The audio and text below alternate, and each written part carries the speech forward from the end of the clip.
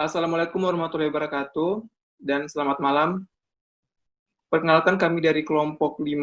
Di sini kami akan menjelaskan mengenai budaya inovasi dengan menggunakan metode design thinking untuk memenuhi tugas kelompok mata kuliah Corporate Entrepreneurship and Innovation. Adapun anggota kelompok kami yaitu 1 ada Akdan Zaki Bahresi, 2 Daniel Win Hutagalung, 3 Ferry Giantama, 4 Indah Putri Pematahati, 5 Muhammad Rehanwe, 6 Nopriana Ferry Cahya, dan nomor 7 saya sendiri Yamin Alaudin. Dalam tugas kami di sini berjudul Budaya Inovasi Usaha Kopi Tradisional Kota Manado. Ya, yang pertama ada empathize, understand, what. Banyak karyawan yang bekerja tidak maksimal, sehingga mempengaruhi kualitas layanan kopi tradisional di Kota Manado. Kemudian why-nya, banyak karyawan yang mengharapkan pemimpin yang baik guna untuk meningkatkan kualitas pelayanan mereka di tempat rumah kopi.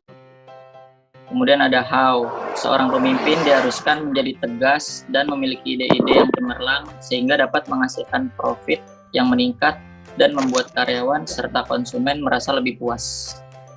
Selanjutnya empathizement. Jadi jika kita menjadi seorang manajer, kita harus mendengar, contohnya karyawan mengharapkan pemimpin yang baik. Yang kedua, karyawan ingin mempunyai pemimpin yang tegas. Kinerja karyawan yang kurang gesit, kurangnya pengetahuan karyawan mengenai kopi, banyaknya pecinta kopi Manado yang berada di perantauan. Selanjutnya ada pikirkan dan rasakan. Kinerja karyawan yang gesit dan cekatan. Jadi kita mengharapkan kopi Manado dapat disalurkan ke seluruh Indonesia.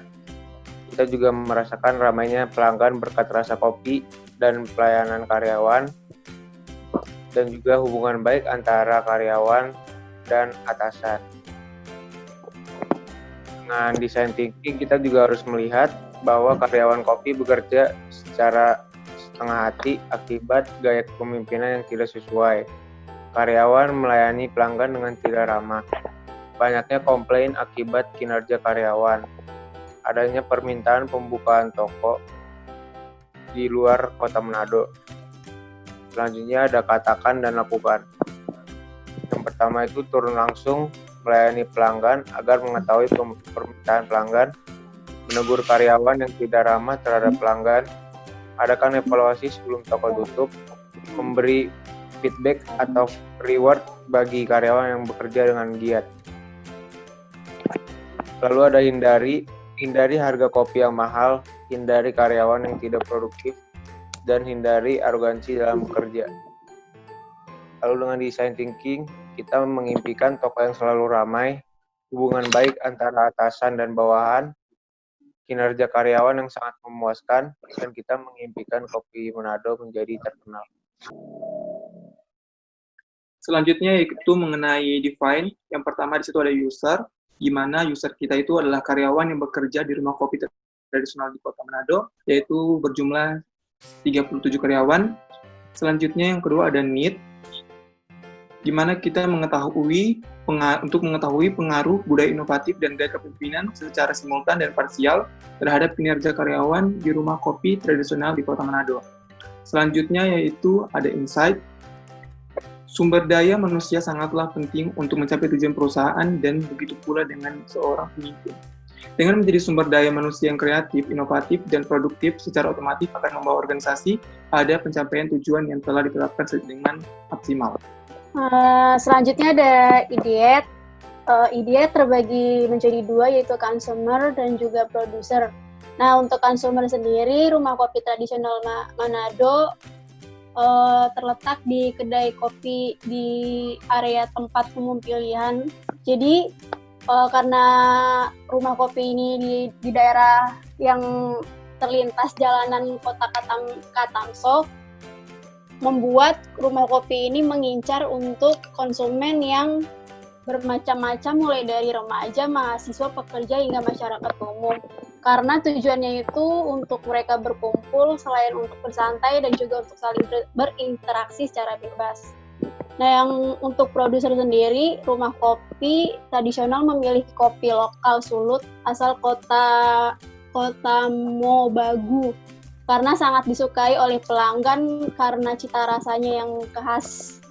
Nah, rumah kopi sendiri membeli kopi lokal tersebut dengan harga 70.000 per kilogram. Lalu selanjutnya prototipe tadi sudah dijelaskan dari Indah IDF-nya. Jadi di rumah kopi tradisional Kota Manado ini menyediakan kopi, onde-onde, tinutuan, dan pisang garoho. Selanjutnya dari tesnya, yang pertama ada problem validation-nya, yaitu dalam hal ini kelompok kami memilih di bidang manufaktur minuman, yaitu penelitian tentang budaya inovasi kopi Manado. Karena pada era sekarang ini, kopi menjadi primadona bagi masyarakat dan saat ini semakin banyak penikmat kopi sehingga harus dihadirkan ciri khas dan kualitas pelayanan karyawan dari rumah kopi tersebut dan juga inovasi yang baru. Lalu selanjutnya produk validation.